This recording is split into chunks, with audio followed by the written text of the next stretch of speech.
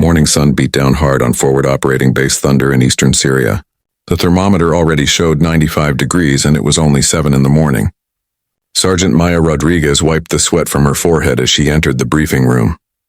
24 years old, 5'4", with dark hair pulled back in a tight bun, she looked almost fragile, compared to the massive Special Forces operators filling the room, but looks could be deceiving.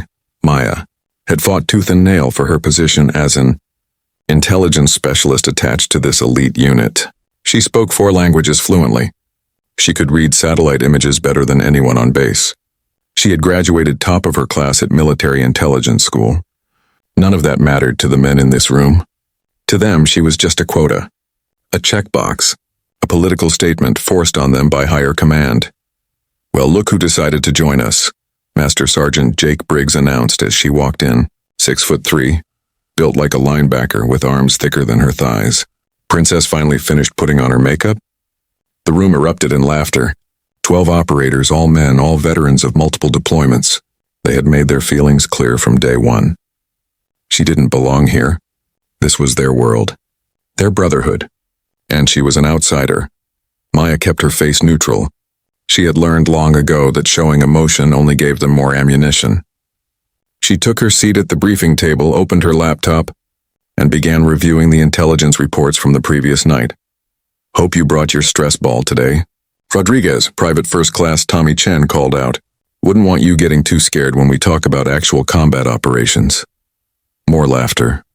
Maya's jaw tightened, but she said nothing. Colonel James Patterson entered the room and immediately everyone fell silent. Patterson was old school, 48 years old, gray at the temples with eyes that had seen too much war. He commanded respect without saying a word. "Gentlemen," he began, then paused, glancing at Maya. "And lady, we have a situation." He clicked a remote and the screen behind him lit up with satellite images of a compound 20 miles north of their position. Intelligence indicates this is where Abu Khalil is hiding. For those who don't know, Khalil is responsible for the marketplace bombing last month.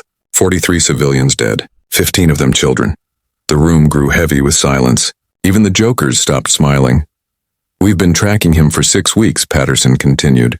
"Tonight we move. 0 dark 30. Quick strike. In and out before they know what hit them." Maya studied the images on the screen. Something felt wrong. The compound was too obvious, too exposed. In her experience, high-value targets like Khalil never made themselves such easy targets. She raised her hand. Patterson nodded at her. "Sergeant Rodriguez?" "Sir, I've been analyzing the movement patterns around this compound. The foot traffic is wrong. Too regular, too predictable. Real terrorist safe houses have irregular patterns. Random visitors at odd hours. This looks staged." Briggs snorted loudly. "Here we go. Little Miss Desktop Warrior thinks she knows better than our field intelligence." "Our field intelligence comes from a reliable source," Patterson said, though Maya noticed a flicker of uncertainty in his eyes. "Someone we've worked with for 2 years." "Sir, I understand that, but nothing," Briggs interrupted. "You've been here, what, 3 weeks? You've never even been outside the wire, never been shot at, never had to make a split-second decision with lives on the line. And you want to question intelligence gathered by people who've been doing this since you were in middle school?" The room murmured in agreement. Chen piled on. "Maybe we should check if Mercury is in retrograde before we plan the mission. Would that make you feel better, Rodriguez?" "That's enough," Patterson said, but without much conviction. Maya could see it in his face. He agreed with them. She was just a desk jockey, a diversity hire, someone forced on them by politicians who had never held a rifle. "Sir," Maya tried again, "I'm not saying cancel the mission. I'm saying we should send in a reconnaissance drone first. Get real-time intelligence. Something about this doesn't—" "Sergeant Rodriguez," Patterson cut her off. "Your concerns are noted, but we're moving forward as planned. This intelligence comes from Mahmoud. He's never been wrong before, Mahmoud." Maya knew the name. A local informant who had been feeding them information in exchange for cash and protection for his family. She had read his files. Something about his recent reports had been bothering her, but she couldn't put her finger on what. Patterson continued with the briefing. Entry points. Extraction routes. Rules of engagement. Maya listened, took notes, but her mind kept going back to those satellite images. The patterns were all wrong. It was like looking at a stage set designed to look like a terrorist compound rather than an actual one. "Rodriguez, you'll be monitoring from here," Patterson said, keeping us updated on any electronic intelligence. Radio chatter, cell phone signals, the usual. "Sir, I should be going with the team," Maya said. The room exploded in laughter. "You?" Briggs said, barely able to contain himself. "You want to come on a direct action raid?" "Princess, this isn't a video game. Real bullets. Real bad guys who really want to kill you. I've completed combat training. Combat training." Chen slapped the table. "She thinks because she shot some paper targets at a range, she's ready for a firefight. This is precious." "I speak Arabic," Maya said, her voice steady despite the humiliation burning in her chest. "If there are civilians, if we need to interrogate, we have interpreters," Patterson said dismissively. "Sergeant Rodriguez, you'll remain here." "That's final." Maya felt her face flush. Every fiber of her being wanted to argue, to prove herself, but she knew it would only make things worse. They had made up their minds about her before she ever walked through the door. The briefing continued for another hour. Weapons checks, communication protocols, medical evacuation procedures. Maya sat silently, studying the satellite images on her laptop, that nagging feeling growing stronger. When the briefing ended, the operators filed out, several making snide comments as they passed her. "Don't worry, Princess. We'll handle the real work. Try not to panic when you hear gunfire over the radio. Maybe make some coffee for when we get back. Contribute something useful." Maya remained seated, staring at her screen. Patterson was the last to leave. He paused at the door. "Sergeant Rodriguez, I know this is frustrating for you, but these men, they've earned their place through blood and sweat. You have to understand their perspective." "I understand perfectly, sir," Maya said quietly. "They think I'm a liability, a political burden they have to tolerate." Patterson shifted uncomfortably. "It's not personal." "It never is, sir." He left without another word. Maya sat alone in the briefing room, the hum of the air conditioning the only sound. She pulled up Mahmoud's intelligence reports from the last 3 months. Something had changed in his pattern 6 weeks ago, right around the time Khalil had supposedly moved to this compound. She cross-referenced the reports with signal intelligence from the area. Cell phone towers, radio transmissions, internet traffic. The data told a different story than Mahmoud's reports. Her secure phone buzzed. A message from her mentor at Defense Intelligence Agency headquarters back in Washington. "Heard you're having a rough time. Remember, the best revenge is being right." Maya almost smiled. Colonel Sarah Mitchell had faced the same treatment 20 years ago. Now she ran an entire intelligence division. She had warned Maya what to expect, but experiencing it was different than hearing about it. Maya stood up, closing her laptop. She needed to clear her head. Think. The mission would launch in 18 hours.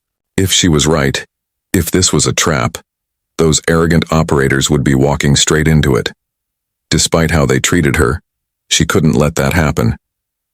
They were still her brothers in arms, even if they refused to see her as their sister. She walked toward the door, then stopped. Her stomach clenched suddenly. The stress of the morning, the humiliation, the worry about the mission, it all hit her at once. "Sir," she called out to Patterson, who was still in the hallway. "I need to use the bathroom," he waved dismissively. Down the hall, third door on the right. The female facilities, of course. Separate facilities. Another reminder that she didn't belong. Maya walked down the hallway, her mind still racing through the intelligence. That's when she heard it. Voices coming from the interpreter's office. Speaking in Arabic, fast, urgent. She slowed her pace, pretending to check her phone. The voice was familiar. Mahmoud, their trusted informant, was here at the base. That was unusual. He normally never came in person, too dangerous for him. But it was what he was saying that made her blood run cold. Maya pressed herself against the wall, her heart pounding so hard she was sure they could hear it through the door. Mahmoud's voice continued in rapid Arabic, and with him was another man whose voice she didn't recognize. "Everything is in place," Mahmoud was saying. "The Americans will come tonight. They trust me completely." "And the compound?" the other voice asked. "Rigged with enough explosives to level a city block. The moment they breach the main building, boom. No survivors." Maya's blood turned to ice. She had been right. It was a trap, but it was worse than she had imagined. Mahmoud wasn't just feeding them bad intelligence. He had turned. He was working for the enemy. What about the woman? The stranger asked. The intelligence officer who was asking questions? She's nothing, Mahmoud laughed. A diversity hire. The men don't respect her.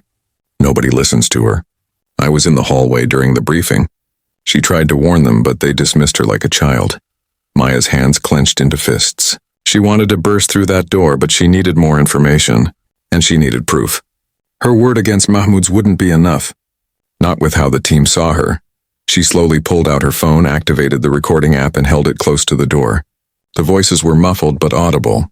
Abu Khalil is pleased, the stranger continued. 24 American Special Forces soldiers. It will be a great victory. The news will spread across the world. America's elite warriors walked into a trap like sheep. The building is empty except for the explosives? Mahmoud asked. Empty. We moved the weapons cache yesterday. Everything valuable is gone. Just the bombs remain. Hidden in the walls, the floor, the ceiling. Undetectable until it's too late. Maya heard footsteps approaching the door. She quickly walked past, heading to the bathroom, her phone hidden in her pocket. She entered the female facilities and locked the door behind her, her mind racing. She had evidence, but would it be enough? Mahmoud had been their source for 2 years. He had built trust, provided good intelligence that had led to successful missions. The team would believe him over her, especially with just a muffled audio recording. She needed more. Maya splashed cold water on her face, thinking. She looked at herself in the mirror.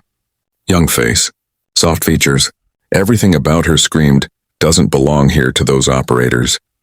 But that perception could be her advantage. Nobody saw her as a threat. She was invisible to them. Just the girl they had to tolerate. She pulled out her classified laptop from her backpack. She always carried it with her, a habit from intelligence school. Never be without your tools. She connected to the base's secure network and began pulling data. Mahmoud's handler was Sergeant First Class Derek Morrison, one of the few operators who had been somewhat civil to her. She accessed Morrison's reports on Mahmoud. Everything looked normal on the surface, but Maya knew what to look for. Payment records. Mahmoud had been receiving $5,000 a month for his information. But 6 weeks ago, there was an additional deposit. $50,000. Listed as performance bonus for actionable intelligence, $50,000.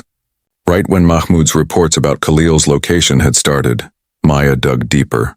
She hacked into the local cellular network using a program the NSA had developed. Technically, she wasn't authorized to use it without approval, but there wasn't time for proper channels. Mahmoud's phone records appeared on her screen. Hundreds of calls and texts over the last 2 months. She ran them through a filtering program looking for patterns there 3 weeks ago, a series of calls to a number in Raqqa, ISIS stronghold territory. The calls were always made late at night, always lasted exactly 10 minutes. She traced the number. It belonged to a known ISIS facilitator, someone on the kill list. Maya's fingers flew across the keyboard. She pulled satellite imagery of the compound from different angles, different times of day. She had been right about the patterns being wrong, but now she saw why. The activity around the compound was the same 12 people walking in circles at scheduled times, creating the illusion of a busy terrorist safe house. She enhanced one of the images, zooming in on a figure entering the building. The resolution was grainy, but she could make out something important.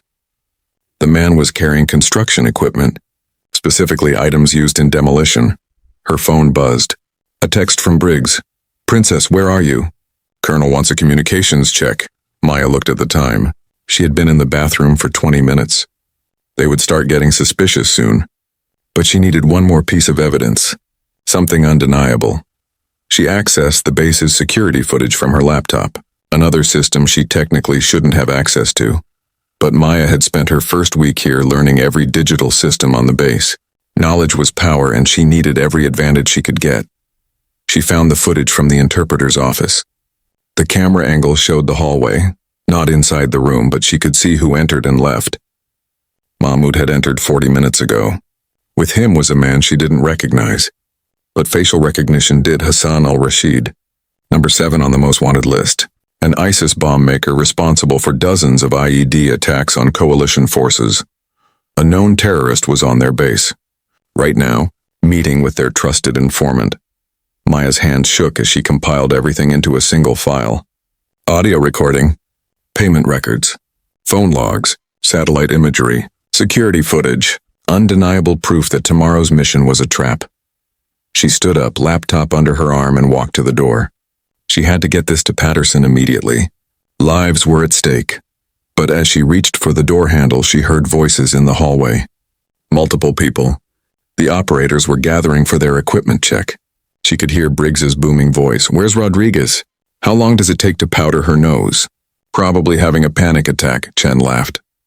The stress of sitting at a desk must be overwhelming. Maya opened the door and stepped out. The entire team was in the hallway. 12 operators plus Patterson. They all turned to look at her. "There she is," Briggs announced. "The colonel was about to send a search party. Thought you might have fallen in." More laughter. But Maya didn't care about their mockery now. She had bigger concerns. "Colonel Patterson," she said, her voice steady and clear. "I need to speak with you immediately, privately." Patterson frowned. "Sergeant Rodriguez, we're in the middle of—" "Sir, it's about tomorrow's mission. I have intelligence that—" "Oh, here we go again," Briggs interrupted. "More desktop analysis? More concerns from someone who's never been in a firefight?" Maya turned to face him directly. For the first time since arriving at the base, she let her anger show. "Sergeant Briggs, while you were in here making jokes, I was uncovering evidence that Mahmoud has been turned. Tomorrow's mission is a trap. The compound is rigged with explosives, and right now Hassan al-Rashid is on this base." The hallway went silent. Every face turned serious. Patterson stepped forward. "Sergeant Rodriguez, that's a serious accusation. Mahmoud has been—" "Sir, I have proof." Maya opened her laptop, turning it toward Patterson. Audio recording of Mahmoud discussing the trap. Payment records showing large deposits from unknown sources. Phone records linking him to ISIS handlers. And security footage from 30 minutes ago showing Hassan al-Rashid entering our interpreter's office. Patterson's face went pale. He grabbed the laptop, studying the screen. His expression shifted from skepticism to alarm. "My God," he whispered. "Sir," Maya continued, "we need to apprehend Mahmoud and al-Rashid immediately. And we need to alert command that our operational security has been compromised for at least 6 weeks. Briggs stepped forward, all mockery gone from his face. "You're saying a known terrorist is on our base? Right now?" "Yes, in the interpreter's office. Or at least he was 20 minutes ago." Patterson was already on his radio. "All security teams lock down the base. Nobody in or out. We have a possible security breach." He turned to his operators. "Full combat gear. Now, we're going to the interpreter's office." The men scattered, running to get their weapons and armor. Maya started to follow, but Patterson stopped her. "Rodriguez, you stay here." "Sir, I speak Arabic. If we take them alive, you've done enough." "Good work, but this is our job now." Maya wanted to argue, but she could see it in his eyes. She had provided the intelligence, but she still wasn't one of them. Still wasn't trusted in a combat situation. 5 minutes later, the team was moving toward the interpreter's office, weapons drawn, moving with the precision that came from years of training and combat experience. Maya watched from the operations center, monitoring their radio communications.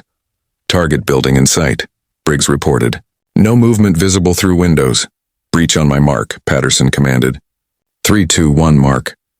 The sound of the door being kicked in echoed through the radio. Then shouting, "Orders to get down," but no gunfire. "Sir," Briggs's voice came through, confused and frustrated. "The office is empty." Maya's stomach dropped. They were gone. Mahmoud and al-Rashid had escaped. "But sir," Briggs continued, "there's something here you need to see." Patterson's voice. "What is it?" "Explosives. The same type that was going to be used at the compound." "And sir?"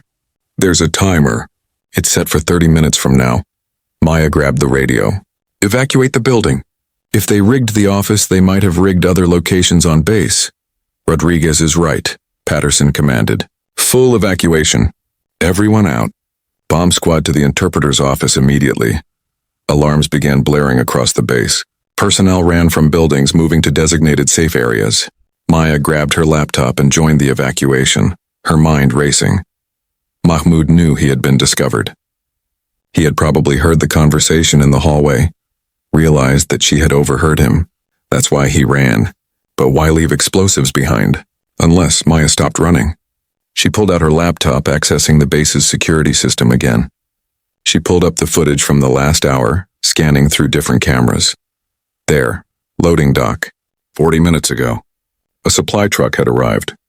Nothing unusual about that except the driver. She enhanced the image. It was one of the men from the satellite footage, one of the 12 who had been walking in circles around the compound, creating the illusion of activity. Colonel Patterson, she called into her radio. The supply truck that arrived 40 minutes ago. It's part of the plot. They didn't just rig the interpreter's office. They've been bringing explosives onto the base. Where's the truck now? Patterson demanded. Maya checked the cameras. Her blood ran cold. Sir, it's parked next to the ammunition depot. The words hung in the air like a death sentence. The ammunition depot. If a truck full of explosives detonated next to the base's ammunition stores, the explosion would be catastrophic.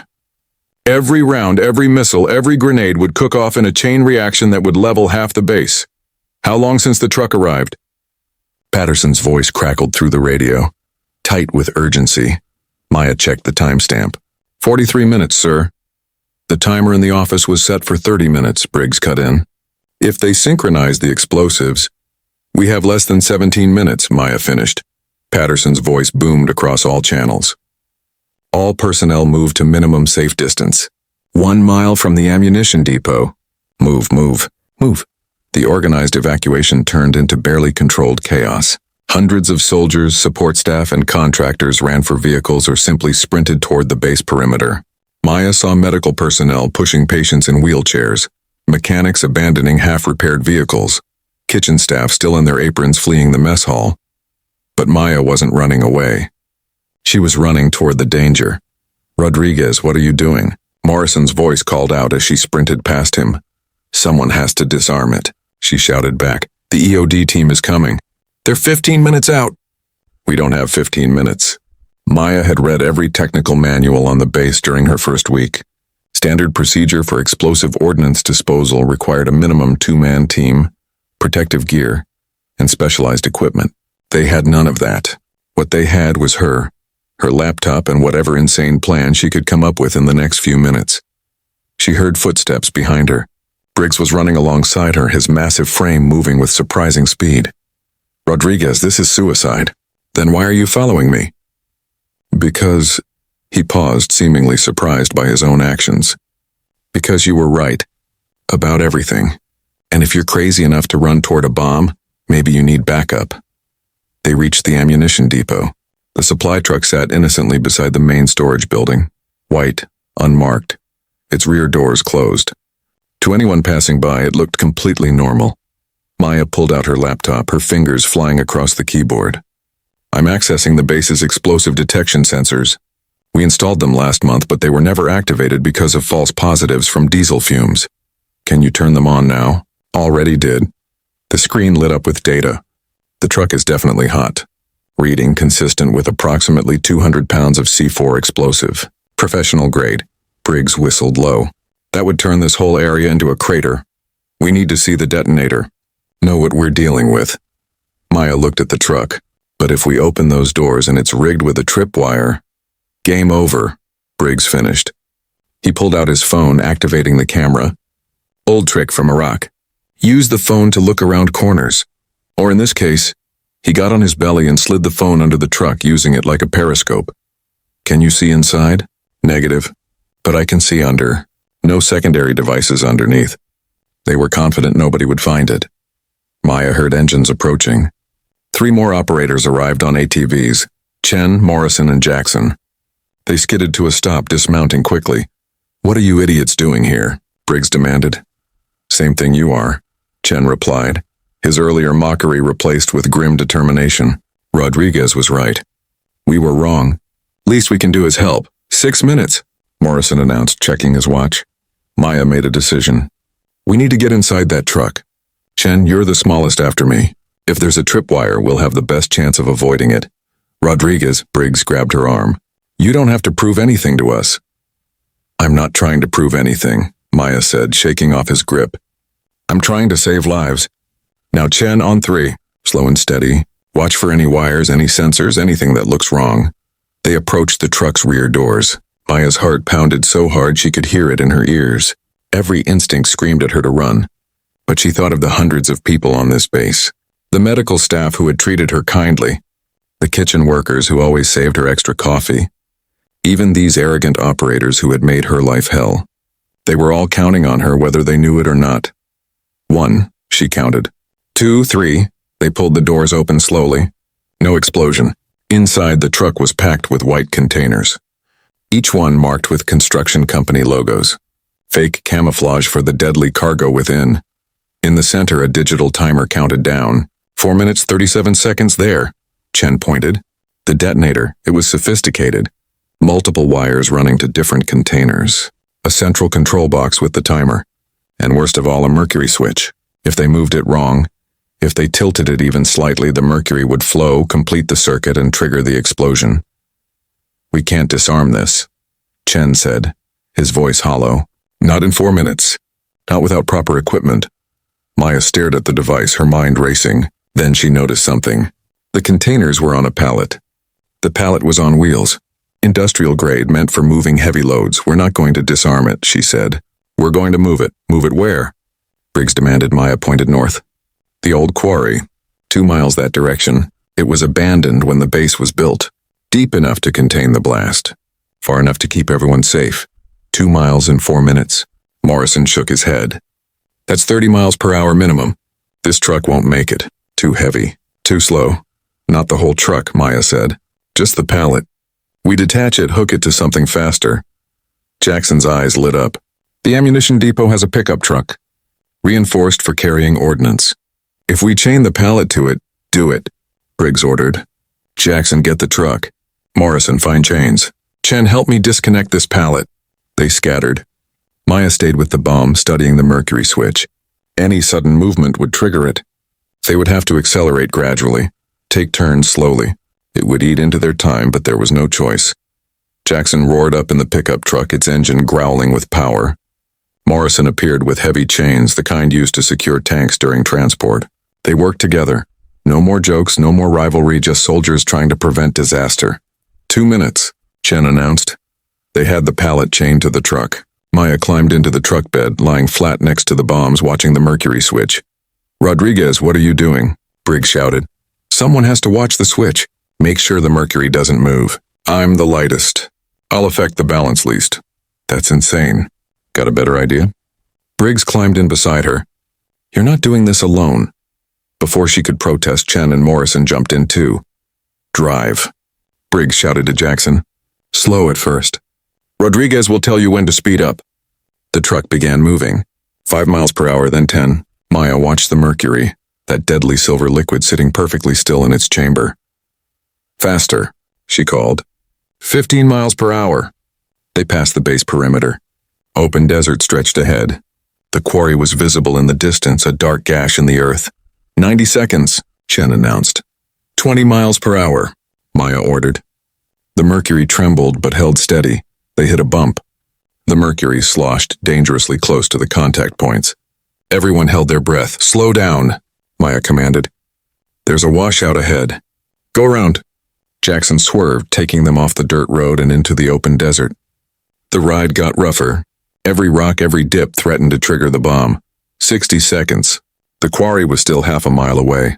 At their current speed, they wouldn't make it. We have to go faster, Maya said. 30 miles per hour. It's our only chance. The mercury, Briggs started. I know, but dying a little closer to the quarry doesn't help anyone. Jackson, punch it. The truck surged forward. The mercury danced at the edge of disaster. Maya put her hand on the container, trying to steady it, knowing it was useless but needing to do something. 30 seconds. The quarry edge appeared. A sharp drop-off into darkness. We're going to have to jump, Maya shouted. Disconnect the chains and bail out. The momentum will carry the pallet into the quarry. Briggs understood immediately. Morrison, get ready to pull the pin. 20 seconds. They were 50 feet from the edge. Now, Maya screamed. Morrison yanked the pin connecting the chains. The pallet, carried by its own momentum, continued rolling toward the quarry. The 4 soldiers jumped from the moving truck, hitting the ground hard, rolling to absorb the impact. Maya felt her shoulder explode in pain as she hit a rock. She tumbled, sand filling her mouth and eyes. When she finally stopped rolling, she looked up to see the pallet disappearing over the quarry edge. Get down! Briggs shouted, throwing his body over hers. 5 seconds, 4, 3, 2, 1. The explosion shook the earth. A column of fire and smoke erupted from the quarry, shooting hundreds of feet into the air. The shockwave hit them, a physical force that pressed them into the ground. Maya's ears rang. Dust and debris rained down, then silence. Slowly, they raised their heads. The quarry was now a smoking crater, but the base visible in the distance stood intact. The ammunition depot was safe. Hundreds of lives saved. Maya tried to stand and gasped. Her shoulder was definitely dislocated. Briggs helped her up, his face covered in dust and blood from a dozen small cuts. Rodriguez, he said, his voice strange. I'm sorry. For everything. You're not a quota. You're not a political statement. You're a warrior. And we were too stupid and proud to see it. Chen limped over, his uniform torn and dirty. What he said. You saved everyone. While we were making jokes, you were doing the job. Morrison nodded, cradling what looked like a broken wrist. You've got more courage than all of us combined. Running toward that bomb. That was insane. And incredible. In the distance, vehicles were approaching. Medical teams, Patterson, the rest of the unit. Everyone who had evacuated was returning. But Maya wasn't thinking about the recognition she would receive or the apologies that would come. She was thinking about Mahmoud and Hassan al-Rashid. They're still out there, she said. This was just part one of their plan. Tomorrow's mission is still a trap. And now they know we're onto them. Briggs helped support her weight as they walked toward the approaching vehicles. Then we stopped them, together, as a team. A real team this time. Patterson's vehicle skidded to a stop. The colonel jumped out, his face a mix of relief and amazement. Sergeant Rodriguez, he said, his voice formal but filled with emotion. You just saved this entire base. The president will be informed. Medals will be awarded. But right now, we need to get you medical attention and then figure out our next move. As the medics approached, Maya turned to Patterson. Sir, I need to make a call. To Washington. If Mahmoud has been turned, then our entire network in this region could be compromised. Every mission we've run based on his intelligence needs to be reevaluated. And sir, I think I know where they really are. The medical tent smelled of antiseptic and dust. Maya sat on a gurney, her shoulder freshly relocated and wrapped in a sling. The pain medication they had offered sat untouched on the table beside her. She needed her mind clear for what came next. Colonel Patterson entered the tent, followed by Briggs and the entire team. But this time, their faces showed none of the mockery from before. They looked at her with something she had never seen from them. Respect. Sergeant Rodriguez, Patterson began. Washington is on secure line. Director Mitchell wants to speak with you personally. Maya took the encrypted phone with her good hand. Sarah Mitchell's voice came through clear and strong. Maya, I heard what you did. Outstanding work. But Patterson tells me you have a theory about where the targets really are. Yes, ma'am. When I was analyzing Mahmoud's reports, I noticed something. Every time he gave us a false location, he mentioned specific landmarks. A blue water tower, a mosque with a cracked minaret, a school with a red door. I thought they were just details to make his lies believable. But, Mitchell prompted, but they're real places. Just not where he said they were. I think he was using a code, telling his handlers where our forces would be so they could avoid us. If we reverse engineer his system, find where those landmarks actually exist together. Maya heard Mitchell typing rapidly. Sending you satellite access now. Full NSA authorization. Find them, Sergeant. The line went dead. Maya looked up to find every operator staring at her. You have NSA authorization? Chen asked, incredulous. I have it now, Maya said, opening her laptop awkwardly with one hand. Briggs wordlessly moved to help her, holding the screen steady as she typed. Blue water tower, she muttered, fingers flying across the keyboard. Northern sector has 3. Cracked minaret. 7 possibilities. Red door school. There. The satellite image resolved on her screen. A compound 15 miles west of their position, in the opposite direction from tomorrow's supposed target. Thermal imaging, she commanded the system. The image shifted to heat signatures. The compound was lit up like Christmas. At least 30 people inside. Active vehicle movement. Guard positions. That's a real terrorist safe house, Morrison said, leaning over her shoulder. Look at those patterns, random, chaotic, real. Maya enhanced the image, focusing on one of the vehicles. That truck. It's the same model that delivered the bomb to our base. And look at the license plate. She pulled up the security footage from earlier, comparing the plates. They matched. They're there, Patterson said quietly. Mahmoud al-Rashid, probably Khalil himself. 15 miles from here, thinking they're safe because tomorrow we'll be walking into their trap on the other side of the sector. Sir, Maya said, looking up at him, we need to move now. They don't know we've broken their code, but once they realize their bomb failed, they'll scatter. Patterson looked at his watch. It's been 2 hours since the explosion. They definitely know by now. Maybe not, Maya said. I've been monitoring their communications. They're maintaining radio silence until the planned attack tomorrow. They won't break it to check on a bomb. Too risky. They're assuming it worked. So we have a window, Briggs said. But Rodriguez, you're injured. You need to sit this one out. Maya stood up, swaying slightly but staying upright. With respect, Sergeant Briggs, I've earned the right to see this through. I speak Arabic. I know their intelligence methods. And I'm the only one here who understands their full network. You can barely stand, Chen protested. I don't need to run. I need to think. You all can handle the physical part. Let me handle the intelligence. She looked at Patterson. Sir, I'm requesting to be included in this operation. Patterson studied her for a long moment. Then he made a decision that would have been unthinkable just hours ago. Sergeant Rodriguez will be tactical intelligence lead for this mission. Real-time support. She goes with us. Nobody protested. The same men who had mocked her that morning now nodded in agreement. Gear up, Patterson commanded. We leave in 15 minutes. Rodriguez, can you manage body armor with that shoulder? I'll make it work, sir. Briggs stepped forward. I'll help her. Least I can do after everything. As the others scattered to prepare, Briggs helped Maya into her tactical vest, adjusting it to accommodate her injured shoulder. His massive hands were surprisingly gentle. Rodriguez, he said quietly, what I said this morning about you being a quota, a political statement. I need you to know something.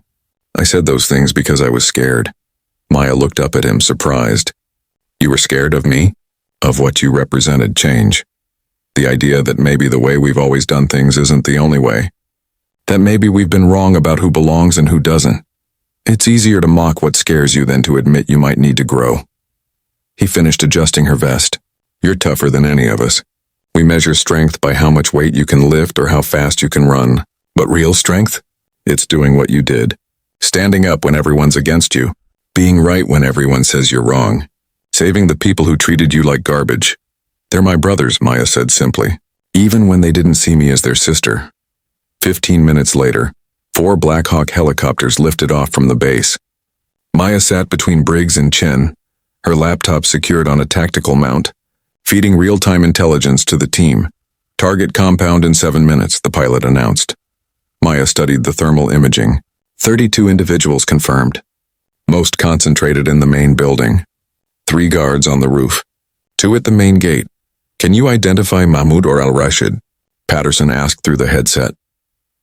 Maya switched to the NSA's gate recognition system, a program that could identify individuals by how they walked.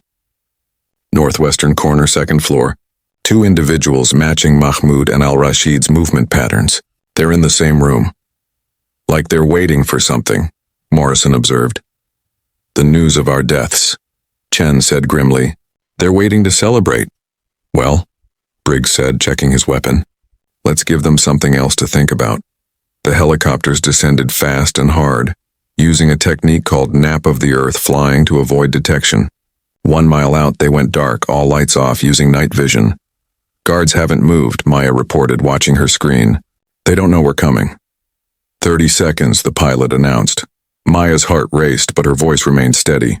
All targets still in position. You have green light. The helicopters flared over the compound, ropes dropped, and operators fast roped down with practiced precision. Maya watched on her screen as green dots representing her team spread across the compound with choreographed efficiency. Roof guards neutralized. Briggs reported. Gate secured, Chen confirmed. Breaching main building now, Patterson announced. Maya heard the explosions through her headset as doors were blown. Then gunfire, shouts in Arabic. She translated automatically.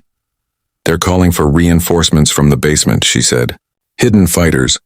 North stairwell. Chen, Morrison, cover that stairwell, Patterson commanded. More gunfire. Maya watched the thermal signatures, her mind processing the tactical situation faster than any computer.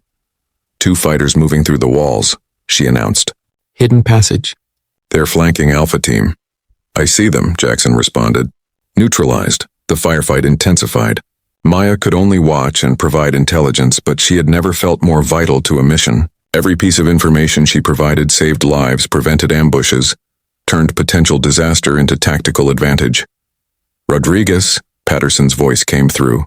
We have Mahmoud. But Al-Rashid isn't here. The thermal signature was wrong. Maya's mind raced. She pulled up earlier footage comparing heat patterns. Sir, there's someone in the basement giving off the same signature. Similar height and build. On it, Briggs said. She watched his green dot move toward the basement stairs. Then she saw it. A vehicle starting up 500 meters from the compound. No lights, moving fast. Escape vehicle, she announced. Northwestern vector. Single occupant. It has to be Al-Rashid. We're inside the building, Patterson said. Can't pursue. Maya made a decision. She turned to the helicopter pilot. Can you intercept that vehicle? Ma'am, my orders are to maintain overwatch. I have NSA authorization and tactical command for intelligence operations, Maya said, her voice carrying an authority she had never used before. That vehicle contains a high-value target. We pursue now. The pilot didn't hesitate further. The Black Hawk banked hard, accelerating toward the fleeing vehicle. Maya grabbed the door gun with her good arm, bracing it against her injured shoulder. The pain was excruciating, but she had come too far to fail now. The vehicle was racing across the desert, kicking up a dust trail in the moonlight. The helicopter closed the distance rapidly. Warning shots, Maya instructed the pilot. Force him to stop. The pilot fired the helicopter's minigun in front of the vehicle. The driver swerved but kept going. Maya made a calculation. Distance, speed, wind factor. She aimed the door gun and fired a precise burst. The vehicle's rear tires exploded. It spun out, flipping twice before coming to rest upside down. The helicopter landed 50 feet away. Maya unbuckled and dropped to the ground, her sidearm drawn. Her shoulder screamed in protest, but she ignored it. The figure crawling from the wrecked vehicle was indeed Hassan al-Rashid. Blood ran from a gash on his forehead. He saw Maya approaching and laughed. You, he said in accented English. They send a woman? A broken woman? This broken woman just took down your entire network, Maya replied in perfect Arabic.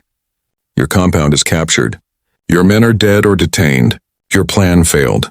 He reached for something in his jacket. Maya didn't hesitate. She shot him in the shoulder, spinning him to the ground. The object fell from his hand. A detonator.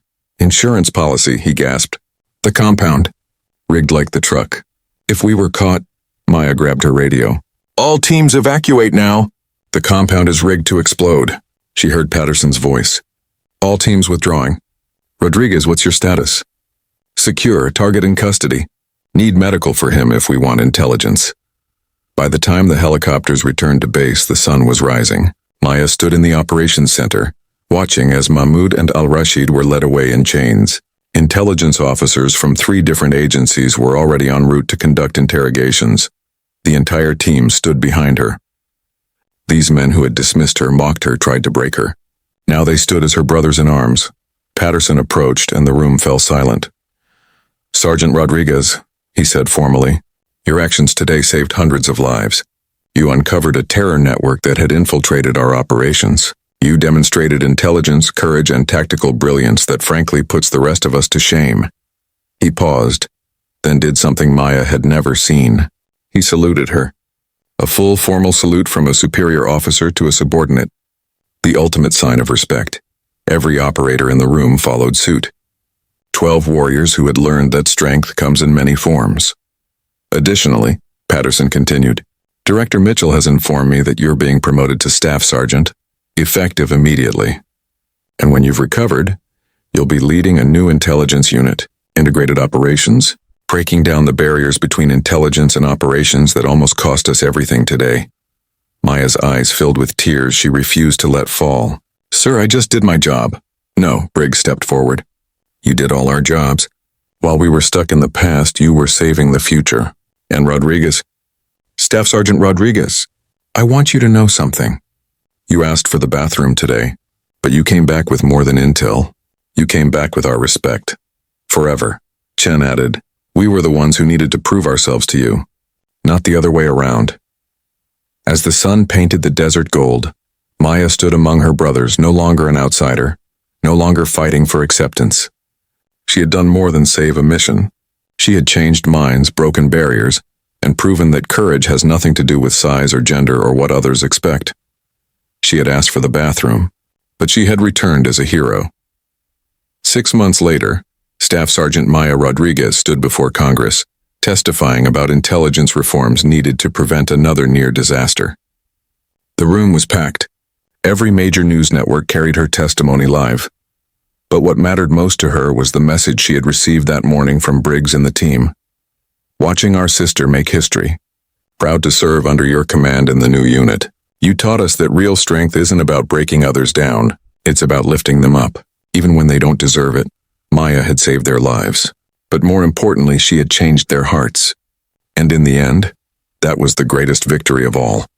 The girl they had mocked for asking for the bathroom had returned with something worth more than any intelligence. She had returned with proof that anyone, regardless of size, gender, or background, could be a hero. The mission was saved. But more than that, minds were changed. And in the war against prejudice and closed-mindedness, that was the most important victory of all.